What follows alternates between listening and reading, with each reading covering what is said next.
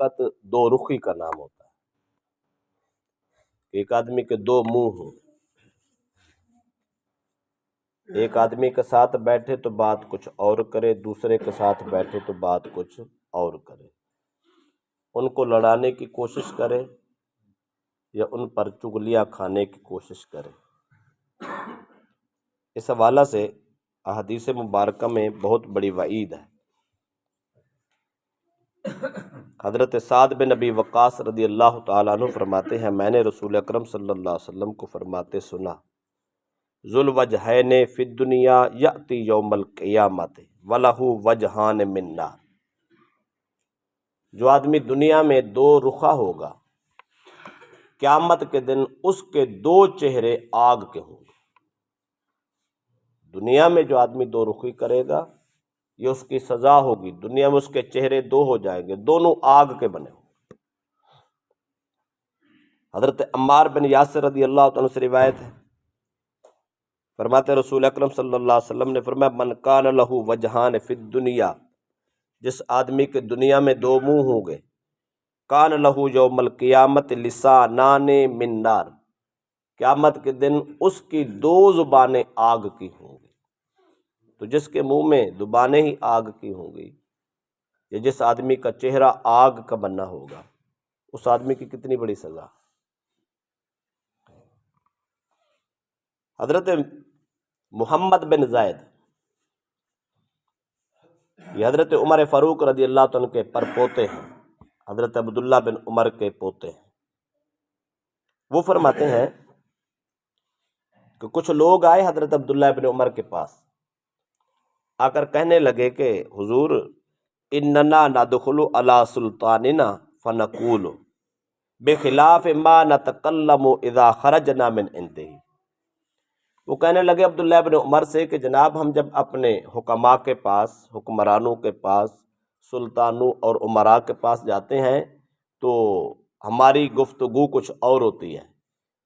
ہم ان کے منہ پہ بیٹھ کے تعریفیں کرتے ہیں، جب ان سے اٹھ کے واپس آتے ہیں تو ہم ان کے خلاف باتیں کرتے ہیں.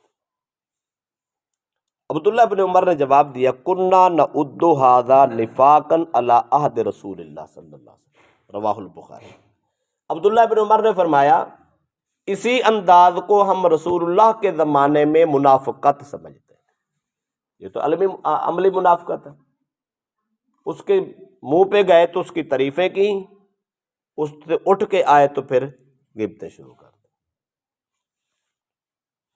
اس کا مطلب یہ ہوا سامنے کچھ اور، پیٹھ پیچھے کچھ اور.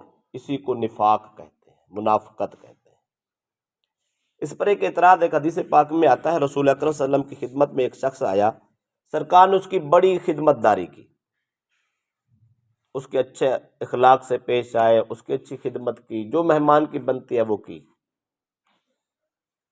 وہ جب جانے لگا بلکہ چلا گیا تو سرکار نے فرمایا بڑا برا آدمی تھا.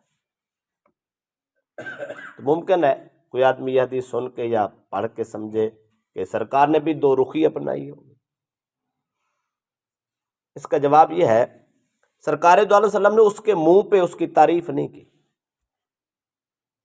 برا آدمی تھا، گھر چل کے آ گیا، سرکار نے اس کی غیبت نہیں، اس کی تعریف نہیں کی، بڑا تو اچھا آدمی ہے جی، کیا ہی بات ہے تیری.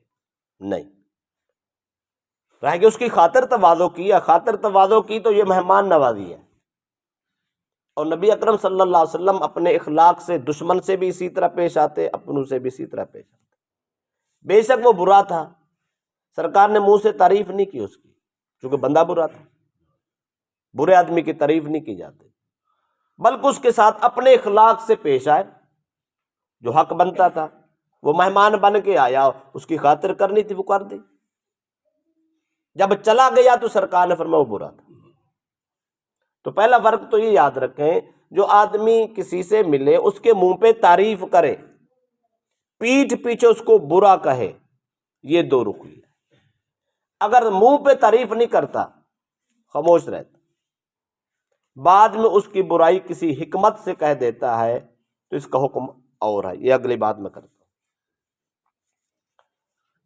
اور دوسری بات میں یہ بھی ہے، سرکار دو علیہ وسلم نے اس کو منہ پہ کیوں نہیں کہہ دیا کہ تو شریر ہے، تو برا آدمی ہے؟ اس کی وجہ یہ تھی وہ اتنا اونچے درجے کا شرارتی آدمی تھا، سرکار نے دیکھا اگر اس کو شریر کہا یا اس کو برا کہا، یہ اس کے سامنے اس کے خلاف بات کی تو یہ دین کے کاموں میں رکاوٹ بن جائے گا اور ہمارے دین کے کاموں میں نقصان ہوگا، لہذا خاموشی ہی بہتر ہے۔ کہتے ہیں شرارتی آدمی کے ساتھ اس کا سامنا کرنا یا اس کا مقابلہ کرنا تو یوں سمجھ لو کہ اس کے اسلحے کو آگ لگانے والی بات، اس کو ابھارنے والی بات۔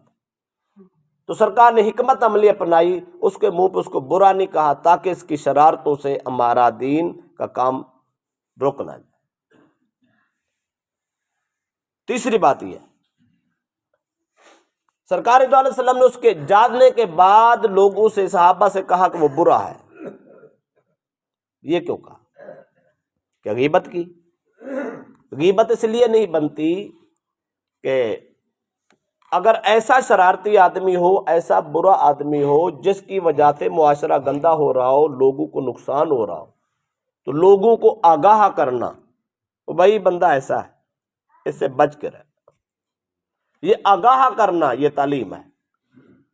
نبی اکرم صلی اللہ علیہ وسلم اس شخص کے جانے کے بعد صحابہ سے کہا اس سے بچ کے رہنا، یہ بندہ نہیں ٹھیک، یہ برا آدمی ہے، شرارتی ہے، نقصان کرتا ہے، لہذا اس سے بچ کے رہنا، کنارہ کشی کرنا۔ اپنے صحابہ کو نقصان سے بچانے کے لیے، اس کی آگاہی کے لیے یہ تعلیم دینا، یہ اصلاح امت ہے۔ تو سرکار دو علیہ وسلم نے اصلاح امت کیا ہے، نہ کہ اس کی غیبت کی۔ اور یہی حکم ہے شریعت میں، ایک آدمی چور ہے، آپ اس کا مقابلہ نہیں کر سکتے، آپ کو خطرہ ہے کسی نے ہمارا گھر توڑ لینا، اگر اس کا مقابلہ نہیں کر سکتے، اس کو روک نہیں سکتے، نہ روکیں، کم از کم اپنے احباب کو تو آگاہ کریں اس سے بچنا، یہ نقصان کرتا ہے، یہ چوریاں کرتا ہے، تیری دکان پہ آئے تو خیال کرنا، تیرے گھر میں آئے تب بھی خیال کر۔ ایک آدمی فطرت کا گندا ہے، اس کے بارے میں لوگوں کو آگاہ کرنا، تو بھائی آپ کے ساتھ اٹھنا بیٹھنا ہے، آنا جانا ہے، کبھی گھر میں کبھی باہر میں، تو اس سے بچنا بندہ عزت کا اچھا نہیں ہے۔ آگاہ کرنا، تعلیم دینا تاکہ یہ اس سے بچ سکے، تو یہ مزاج شریعت ہے۔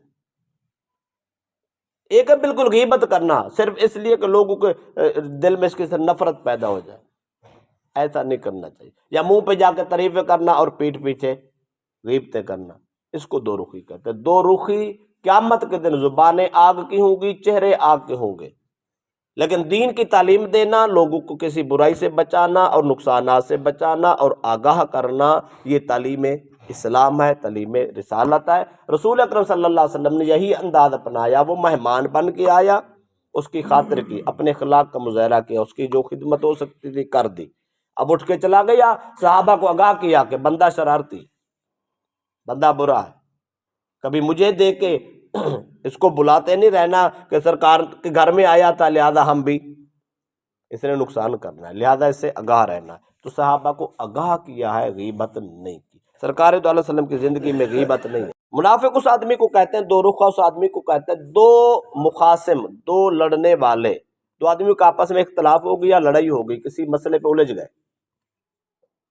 تیسرے آدمی نے فائدہ اٹھانے کی کوشش کی اور اپنی عادت پوری کرنے کی کوشش کی، کبھی اس کو جا کے ملتا ہے، کبھی اس کو جا کے ملتا ہے، جب اس کے ساتھ جاتا ہے نا تو اس کی باتیں کرتا ہے، اس کی تعریفیں کرتا ہے، واہ چودھری صاحب تیری کیا ہی بات، وہ تو ایسا ہے۔ اب اس کے گلے اور شکوے، اس کی کمیاں پیش کرے اور اس کے منہ پہ اس کی تعریفیں کرے، اس کو حق پہ ثابت کر دے۔ 2 دن گزرے تو اس کے پاس چلا گیا، اب اس کے ساتھ جا کے بیٹھ گیا اور اس پیچھے پہلے کی غیبتیں اور شکوے، وہ تو ایسا ہے، پھر ایسا ہے، پھر ایسا ہے، اس کی شکوے کرنے شروع کر دے، اور جس کے منہ پہ بیٹھا ہے اس کی تعریفیں کرنا شروع کر دے، اتنی تعریفیں کرے کہ بند باندھ دے، کمال کر دے، اس کو آسمانوں تک لے جائے۔ اب وہ پہلا سمجھتا ہے یہ تو میرا سجن ہے، بڑا خیر خواہ آدمی ہے، مجھے اس کی باتیں بتاتا ہے۔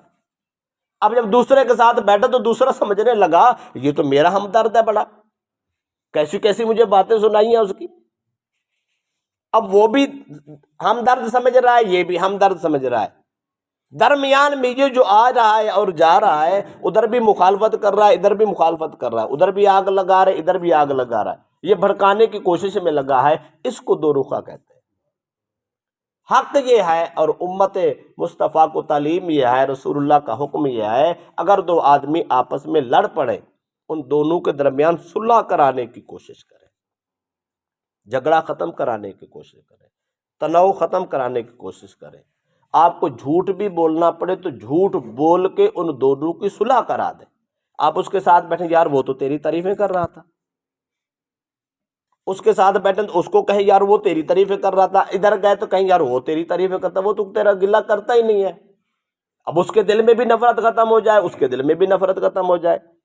جب آپ کہیں گے یار وہ تیری تعریفیں کرتا، دوسرا کہ وہ تیری تعریفیں کرتا ہے، وہ کہے گا یا پھر مجھے کوئی اور لڑا رہا ہے، وہ تعریفیں کر رہا ہے، اچھا کیا کہہ رہا ہے؟ تو اس کو کوئی ایسی بات خوبصورت انداز میں کہہ دینا کہ میری اس کے ساتھ بات ہے، وہ کہتے یار وہ تو قصوروار ہی نہیں ہے۔ کیا خیال ہے؟ میرے خیال ہے 3 سے 4 دن 10 دن لگ جائیں گے۔ اگر ان کو آپس میں ملانے کی کوشش کرے تو وہ 10 دن میں سارا فیصلہ ہو جاتا ہے، لڑانے کی کوشش کرے تو سالوں تک جا پہنچتی ہے بات۔ تو اس لیے کسی کا نقصان نہیں، ہمیں اس بات کی تعلیم اور اجازت نہیں ہے کہ ہم نقصان کرتے پھرے، لوگوں کو لڑاتے پھرے، نہیں۔ ہمارے لیے حکم یہ ہے ہم کوشش کر کے ایک دوسرے کو ملا دیں، صلح کرا دیں، ایک پلیٹ فارم پہ بٹھا دیں اور ان کی اصلاحات کر دیں، یہ حکم ہے۔ اور اس کو ایمان